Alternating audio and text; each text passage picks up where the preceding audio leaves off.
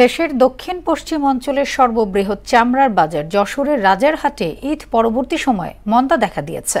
সরকার নির্ধারিত দামের চেয়ে প্রতি বর্গফুট গরুর চামড়া ২০ থেকে ২৫ টাকা কমে বিক্রি হচ্ছে, আর প্রতি পিস ছাগলের চামড়ার দাম ১০ টাকা, যার ফলে বড় ধরনের লোকসানের মুখে পড়ছেন চামড়া ব্যবসায়ীরা। স্বাধীন মোহাম্মদ আবদুল্লাহর প্রতিবেদন, জানাচ্ছেন আফরিন পপি।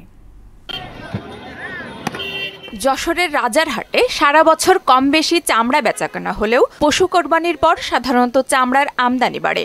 যশোর, খুলনা, সাতক্ষীরা, ঝিনাইদহ, নড়াইল সহ দক্ষিণ পশ্চিম অঞ্চলের বেশ কয়েকটি জেলা থেকে গরু, মহিষ ও ছাগলের চামড়া আসে এ বাজারে। তবে এবারের চিত্র ভিন্ন। আশানুরূপ চামড়া পাচ্ছেন না বলে অভিযোগ করছেন ক্ষুদ্র ও পাইকারি ব্যবসায়ীরা। বেচাকেনা ধস নেমে গেছে, আর দামটাও কেউ পাচ্ছে না, কারণ অনেকে মাল নিয়ে আসছে দেখার জন্য, অল্প কিছু মাল, মুখের মাল কেউ আনেনি, আর তেমন বড় মাল আমার মনে হয় কোরবানি হয়নি এবার।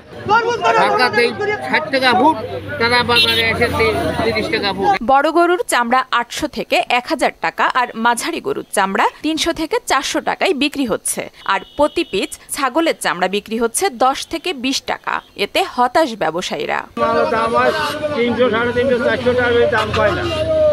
কি করবে, লবণ খরচ, গাড়ি খরচ, জন খরচ, সমস্ত সব ব্যবসাদার শেষ হয়ে যায়। ৪০-৪৫ টাকা করে, ৩০ টাকা, ৪৫ টাকা, 40 টাকা, যে এরকম পোটা বাড়িতে কিনে নিয়ে আসি, কিনে নেওয়ার লবণ খরচ করেছি, কিষেন খরচ করে আমাদের সেই চামড়া এখানে নিয়ে আসি। এখানে আসি দাম হচ্ছে চামড়া ২০-২৫ টাকা কেজি। আমরা গরিব মানুষ, আমরা শেষ হয়ে যাব।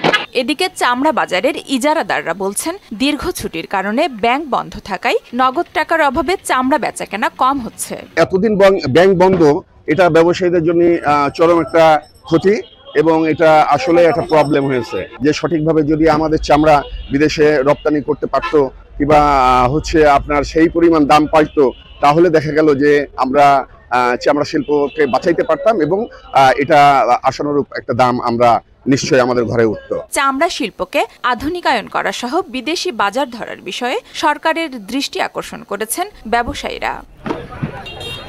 আফরিন পপি, মোহনা সংবাদ। যদি আমাদের চামড়া বিদেশে রপ্তানি করতে